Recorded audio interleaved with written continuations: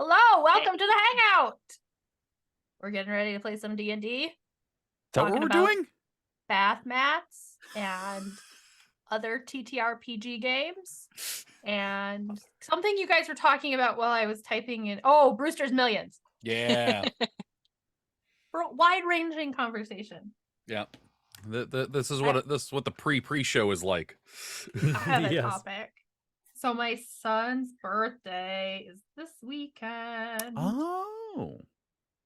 And he's feeling very out of sorts. I feel like turning 12 is complicated. But he loves board games. And so part of me is like, of course, one of his presents should be a board game.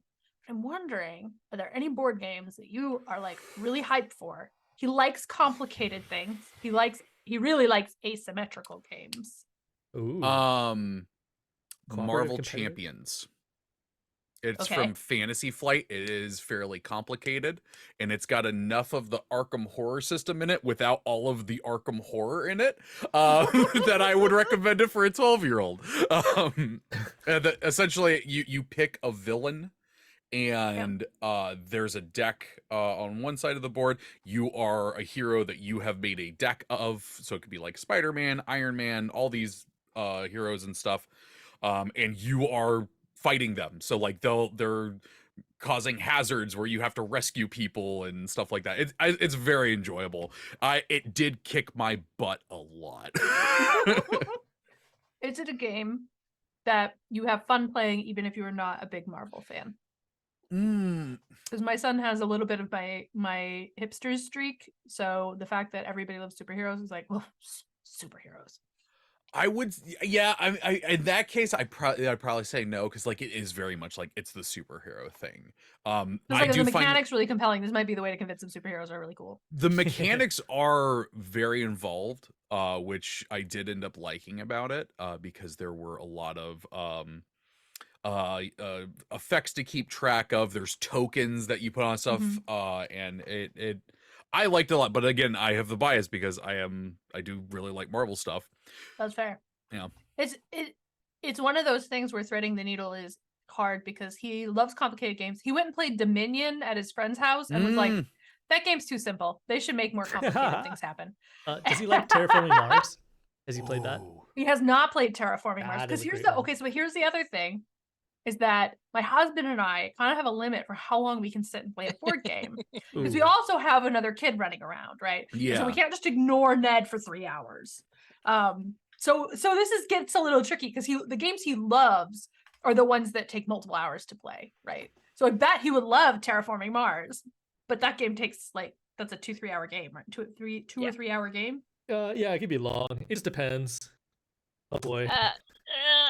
I think it depends how long it is, but there's no depending where it could be short or medium. At least that I've observed it. Yeah, but I mean, think of the people that we play with on Rian. Sometimes they like to strategize all the options and consider all the options before they make their Analysis paralysis. Exactly. Bookish Barbarian suggests Mysterium, which is a very good game. That one is definitely one you need. He has played Mysterium. Okay, yeah. I loved that game. That was so much fun. I do too. Okay. So like Terraforming Mars, but slightly more friendly, is called Terra Nova. It's about like you're basically building your own zoo and you're making competing zoos. And there's a little bit of asymmetry in that Arc Nova? Or is it, or am I remembering the wrong? Maybe it's called Arc Nova. Let me look it up. It's something, because I just played a zoo game called Arc Nova the other day. So let me look, I guess. Yeah, I love that. Arc Nova. Yes, I definitely have a soft spot for animal themed games. I love Wingspan, and that is one I feel like he does not like Wingspan, and I think it's just because I always want to play Wingspan, so he's just feeling ornery. Well, you should get in on the mushroom game. Oh yes, that one looks good. Which one's the mushroom game? The Undergrowth? Yeah, their Kickstarter is it's new. Yeah, going right now. They're gonna make some stretch goals in that Kickstarter. So Elizabeth Hargraves and the developer she worked with at AEG. And it also looks delightfully complex. The last time we last 2 times we kickstarted a board game, it took a long time to show up, and he's still got kind of a bee in his bonnet about it. So I when you said Dominion, I was like, okay, I know of a deck building game that you can play solo that's super complicated. Finally found Yeah. it. Aeon's End. I actually got a link for you. Yeah. This was a very delightful game that you can just straight up play solo or with a group. Oh my god, people love the theming. Yeah. There was like a big demon Yeah. looming over a bunch of like adventurers. It is set in this world where an apocalyptic event has happened and the last city of this society is underground fighting against these creatures that are trying to destroy it. And it gets tough. Like, Yeah. I've played this game, I mean, not as many as other games, but like I think I've played about 7 times and I think I've won once. And there's expansions. There's also another version called, what is this one? Aeon's End War Eternal. That one is actually a legacy game where you are taking a character through a campaign. So you're gaining cards and you're taking those cards into the next adventure. But I think that the one that I linked you, just to see if he's into it, is a great starting point for it. That seems very promising. The one he loves right now that he can't get us to play is called Sanctum, which Sanctum, is I know that. It's not my favorite. You kind of have these little characters. They move by this last first kind of order. So you go up this path. You fight demons using dice. So you roll dice and then you match them, and that lets you defeat the demons. And when you defeat the demons, you can sort of move these gems off of cards and unlock abilities and equipment. So it feels very video game-ish without being like, sometimes you get a board game that's based on a video game and it's like, we just cashed in. This is sort of like, it feels video game-ish while being a board game. Well, so you do all this, you build up your character, and then at the end, like it's at the end you attack the demon lord and everybody individually is fighting the demon lord and it's chaos. But it takes forever. The funny thing is I think Aeon's End is actually developed by one of the people that made StarCraft. Okay. So it's definitely got some video gaming stuff in it. I guess like 2 more suggestions is like, has he played Clank? Like if he likes Dominion, he likes like dungeon diving. Played that one. Clank, it is like deck building mixed with like a race to getting treasure. It's competitive. Like you actually have to move on a board like deeper and deeper into this dungeon, grab the treasure, and then actually make it out alive. And there's sort of like this risk reward thing where like the faster you move, the more noise you make. But the more noise you make, you could wake the dragon, but that kind of like screws over everybody. Yeah. So he might like that. That does sound appealing. And it's like kind of fun for like a group of like him and his friends. I could really imagine like enjoying. All I want is for him to find some friends that want to play complicated board games. We had like a game night with some friends who were interested in board games, and he was the one bringing the game, teaching them how to play, and then whopping them all. And then they got mad at him for not teaching them better. And he was like, I don't want to do this anymore. Because like he just wanted them to bring games, and then what they brought was like Dog Monopoly. That's what they had. Oh, true disappointment, bitter disappointment. Monopoly. Okay, well, the other one is Monopoly, I think too, because I hate Monopoly. I hate Monopoly. That's how he is. It's the worst game. Terrible. It turns me into a monster every time. It's not you, Aaron. It does that to everybody. Yeah. So the other game I want to recommend is called Through the Ages. It's also like a classic one, but it's not necessarily like the rules aren't terribly complicated, but the interactions and strategies absolutely are. And it's super cutthroat. Like it's one of those games where like if you do not make early game decisions that are good, you will be stomped like in the late game. Interesting. Okay, my last recommendation that has very little to do with anything that we've talked about, but it's just a fun board game that I love, is Hero Quest. Hero Quest. It is an old dungeon crawl sort of game. One player is a DM like player, and everyone else are heroes trying to go through this dungeon. My wife actually played this a lot when she was a kid, and she kept telling me stories about it like for the majority of our relationship, and finally remade it a few years ago, and I got it for her for Christmas, and she freaked out. Aw. She was like, "Oh my god, I finally get to show you this game." That's wonderful. I had a blast with it. Can I keep plugging more board games? I'm sorry. This is like the question. Yeah, that's it's like really, this is the whole hangout. Like I got it all. I've played a lot of them, but then they fall out of my head because I go to other people's places to play them. I don't actually own them myself. So I'm just like, yeah, the one that we played with the stuff. Yeah, that. I think if you could describe it like any 3 words related to it, maybe Well, maybe the rest of us can guess. New Part of the game. part of the Yeah. trouble is that I think that my tastes are different than Idris's because I'm like, Quacks of Quedlingburg is a great game, but it's Oh, not I really like want to play that one. I've It's heard a good good game. things. complicated. So It's a good game. I feel like we have this little bit of a problem. We have a lot of games, and we need to get rid of some so there's space on the shelves. But everybody has different games that they're done with.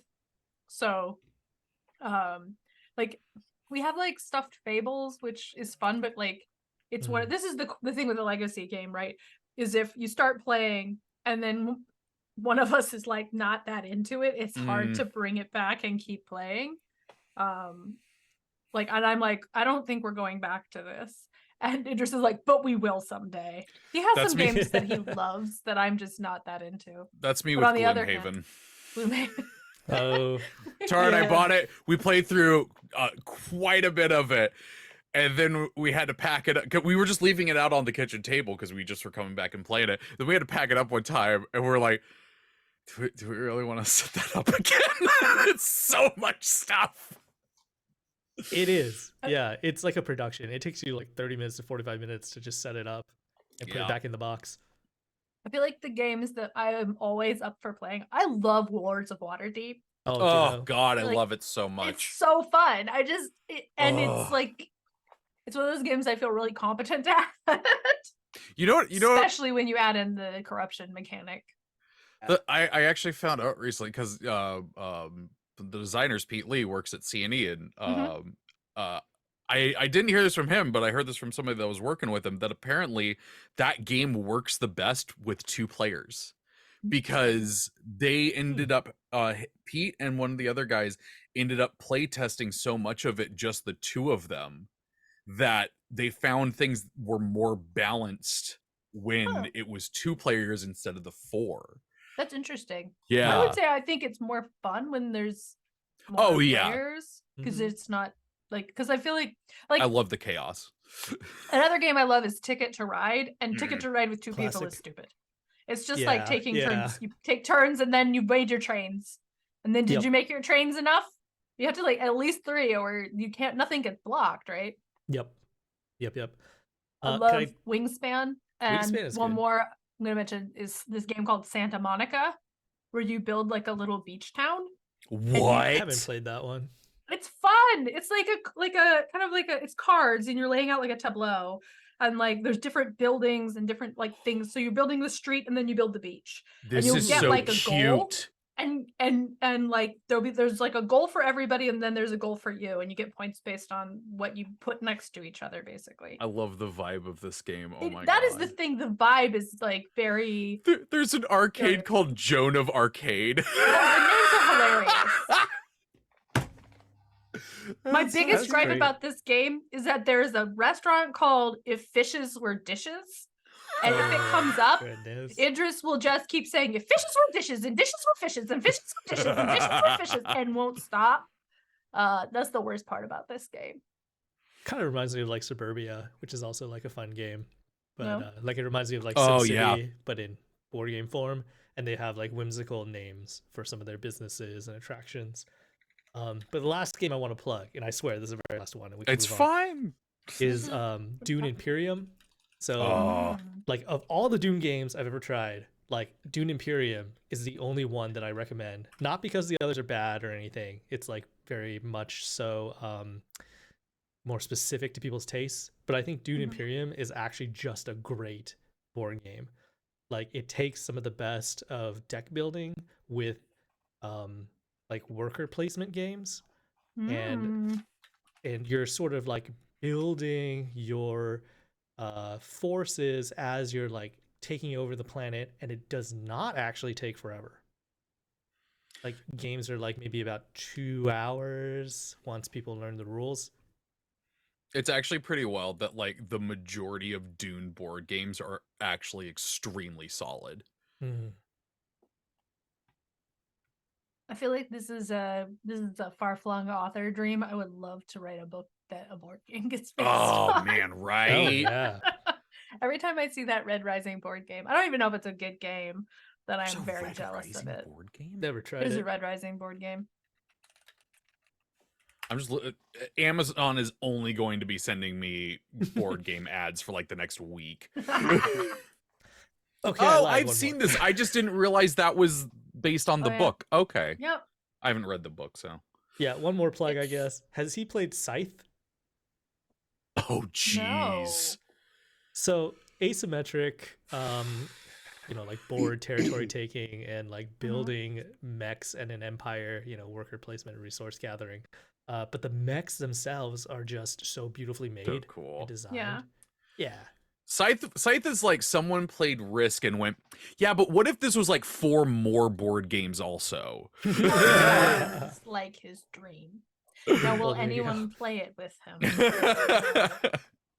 It doesn't have that bad feeling of Risk where everybody does is just amass a giant horde in one area. I'm and then just going to be unleash. honest. I've never actually played a full game of Risk. I feel like every time I've played, we put all the pieces on the board, we've made a couple of moves, and then we've had to stop because it just takes so long.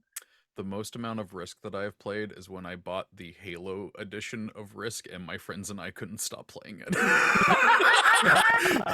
What was unique about it? Did it have a unique mechanic? No. It was just for some reason when there were Spartans, Flood, and Covenant, we were like, this is our shit. Oh. Well, love it. I guess to be fair, the biggest difference was that the map obviously wasn't the world. It was one of the planets from the games. That would be wild if it was okay. like Right? on That the is like, ring. oh no, the Flood took Russia. The Covenant are holding strong in Australia. I was thinking the map would be the ring, and so you have to like magnet pieces on it. That would be I kind of think cool. the map was actually Reach, which was at the time the board game came out a really deep cut because Halo Reach hadn't come out yet. But yeah, that was fun. Damn, now I want to play board games. Yep. All right. Did We y'all just hear got- about Oh, so go ahead. Elon Musk's new AI? Oh no. Unfortunately. Yeah. What? No guardrails, so you can look up bombs and how to make drugs. And it's called Grok. And I just realized what the reference is. Have you ever read Robert Heinlein's Stranger in a Strange Land? Well, Do you remember but that? but Musk is saying that he got the idea from Hitchhiker's Guide to the Galaxy. Grok? All of this is No, confusing. or the AI whole Oh. thing.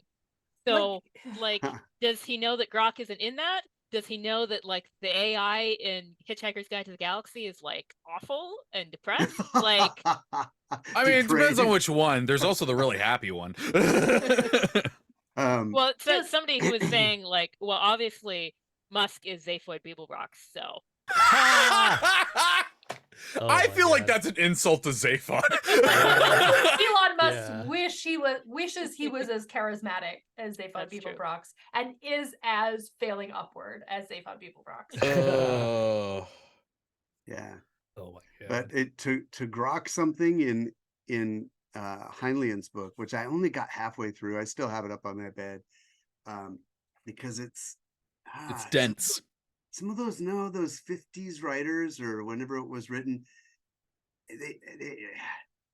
there's always one dude in the room who's much smarter than everyone else and always 3 steps ahead of them and a little bit snarky and condescending and wry, and it's just kind of it's just like, that person's gonna have everything under control, so there's not really any jeopardy. I don't know, it's just, I don't know, it just seems like they're so in love with their brilliant protagonist that I would argue that that's a problem that still writers today have a problem with sometimes. Yeah. Absolutely.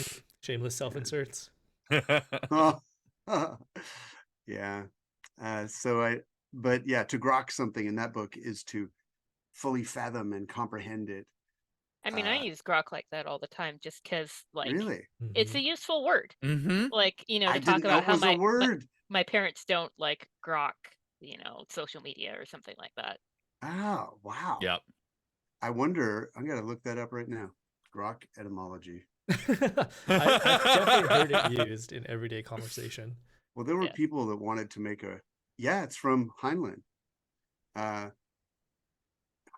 In a word invented by Robert Heinlein. People wanted to make a religion out of that book. Like, I mean, well, you know, I don't know if you know the myth or the legend is Heinlein's children swear this is true. But I believe that others deny it. I mean, as soon as you said religion out of a book, I thought of Atlas Shrugged and just instantly am in a bad mood. Well, okay. I won't continue the story. No, please do. I don't know. I mean, it'll probably worsen your mood. That's okay. He wrote he says that he wrote the book in a bet with another science fiction writer that they could create a religion that other people would actually follow. Oh. And he wasn't really interested in people following it, but this was his attempt at it. According to this urban legend that his children say is true. Interesting. Yeah. Yup. Mr. Hubbard. I would like to have certain words and fists with him. Yeah. Somebody even in the chat mentioned that. See, I immediately went to that. Yep. Excuse me one moment. The room is starting to swelter. Swelter. Yeah, I think I thought of Atlas Shrugged first because we were just talking about Elon Musk and then linking that to science fiction. But anyways, Musky boy. Yep. So Rhiannon, stone bath mats. I need a recommendation for the best one because now I want one. Well, I mean, so I can tell you the one that I got, what brand it is, and I got it because, like, I was like, I don't want the most expensive, and I don't want the cheapest, and so I'll see how it goes. But let me just see. I want the best quality one because I have some Oh, credits. well, in that case, get Sutura because it's Sutura, the first okay. one that I got Mondano. But I'll grab a link to a Sutura. Yeah. Just tell me which one to buy. I don't want to think about it. Welcome back. Whoa, look at Aaron's shiny, sparkly jacket. I love that one I went so to much. get a hoodie because it's cold out here, and the hoodie I wanted was not there, but this was. So I chose this because the other one we were talking about Elon Musk. The other hoodie that I had handy was the Twitter management hoodie that I stole from my husband when he worked there, which is very cozy, but I feel weird wearing it. Although I guess the little bluebird is out, so it's obviously vintage by, 6 to 9 months, but. Yeah, take good care of it. So it is 6:25 right now. Well, we got to take a break right now, and then we'll be back in 5 minutes. Okay. All right. See you all See ya. soon.